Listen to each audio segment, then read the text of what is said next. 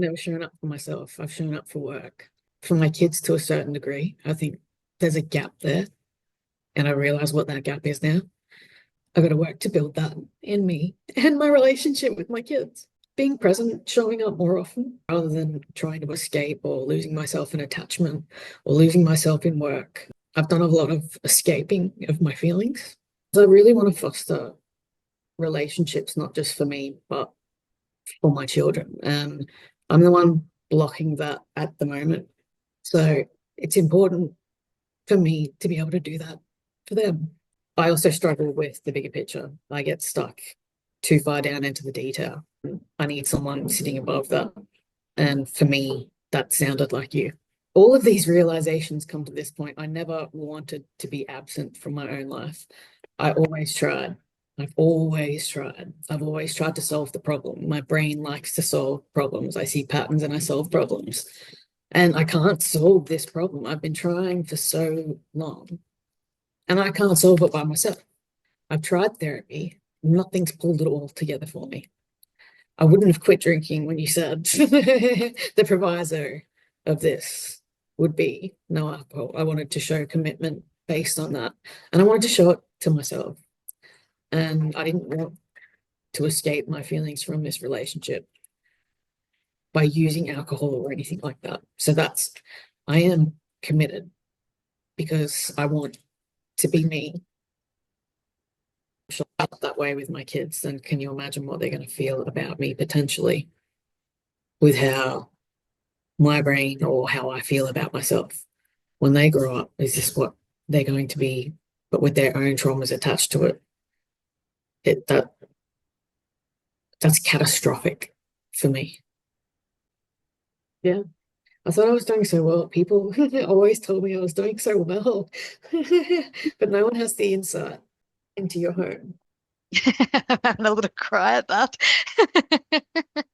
It's so different. I just look so sad and so weak.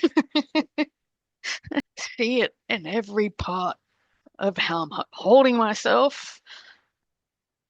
Yeah. Wow. I can't believe that was only, what, 5, 6 weeks ago. And just hearing me talk about the kids and the growth that I've had with them, it's just, oh, it's just a completely different universe, a completely different trajectory. I fucking did it, Steph. It actually feels really good to see that. I've never been confident ever in my life. And I didn't understand why. Obviously, there's tools that can build that. But for me, it was just, there was always a negative tinge. I always saw myself, I'd label it a realist. But really, it was just pessimistic. So switching and just being positive, and it's not, it's a choice. It is a choice. But I also feel that I was backed up by those feelings before it was like, oh, I'm actually a positive person. I had to realize it first and understand how to build that confidence now. Being able to just take me time or drop things when I know I need to drop them and then pick them back up. Having that freedom and that flexibility rather than just strict, I need to do this, otherwise I'm going to be sad.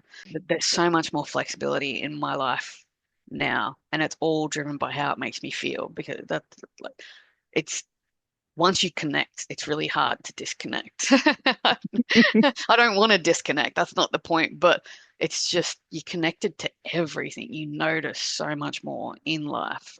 And yeah, it makes a very simple blueprint. Just focus on you. And no one would have called me flexible back. I've always been rigid, strict, balls to the wall, and high energy. It was having to prove something to myself, but just every day I prove to myself why I am worth it. And I actually think I'm pretty great now. If someone else doesn't think that, that's completely up to them. Like you don't have to interact. But I think I'm pretty great. Everyone, like my relationships, even with the kids, just being more or having more intent going on that journey with them. like I'm teaching him self-regulation now. You know, I'm learning more about positive parenting, and there is no yelling in the house. It's really nice to go a full week with no yelling, and it's like, yes, yeah. So the boys mainly their future, because I have a blueprint for guiding them through life to be secure little adults. All of my interactions with my family, with friends, everywhere, but most of all me. Base level positivity wasn't something that I expected because like I said, I had this picture of who I was in my head. I didn't expect, like I said, the consistency and the discipline to just fall into place. I didn't expect to have so much control over my brain. I mean, it's exponentially different. So I probably expected about 50 to 60% of what I was able to achieve just across the board. But having that control over my brain and the control over my emotions, it's all well and good to state you don't need to shame yourself. You shouldn't, be so hard on yourself. But I didn't think I was capable of doing that because we are our own worst critic, and it's always been that way. I would have expected that to still continue. And now it's not an effort not to shame myself. Like it just doesn't happen. It doesn't make me a bad person. So yeah, the complete and utter lack of shame is pretty shocking.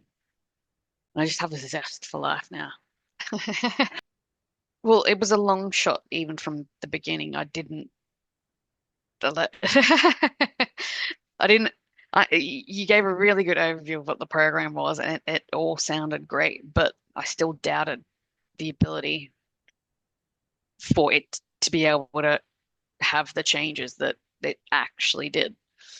Like I said, I've done therapy. People talk about all of that. So there was a lot of overall doubts of where it could lead me. Steering so far away from that talk therapy, it's like, well, if everyone's going down this path, this is a new and interesting thing. I'm going to give it a try. But now I understand why you pull people out and not focus so heavily on it, because you're training your brain, and that's exactly what you need to do in other circumstances. So, yeah, there were just doubts, but I think it was more doubting myself rather than the course material. But it is deconstructing your brain in a way that you don't understand, and then slowly helping you recreate that without having to talk about all the sad things or anything like that. So yeah, I think it's brain deconstruction and reconstruction. So yeah, I really prefer this concept over talk therapy. I think if I had continuously gone to talk therapy, it wouldn't have guided me in that journey where I could be autonomous. I can guide myself on that journey. It's just I'm seeking help because I don't understand myself. Everything is about perspectives, and that perspective can color everything, like your days. Like if I have a rough moment now, it's just like, all right, this is just one single moment out of an entire day. That doesn't make my entire day bad. I'm not gonna color my entire day and feel down about that. It's like, nope, gonna move on. I can still achieve stuff. Like, thank you, Steph. You have no idea how much this means to me, obviously. To go from being so helpless and now crying happy tears because everything has changed. I couldn't have done it without you. There's nothing more that I can say apart from thank you. I owe you my life. I really Aw. do. I'm not even joking. I have zero regrets, obviously.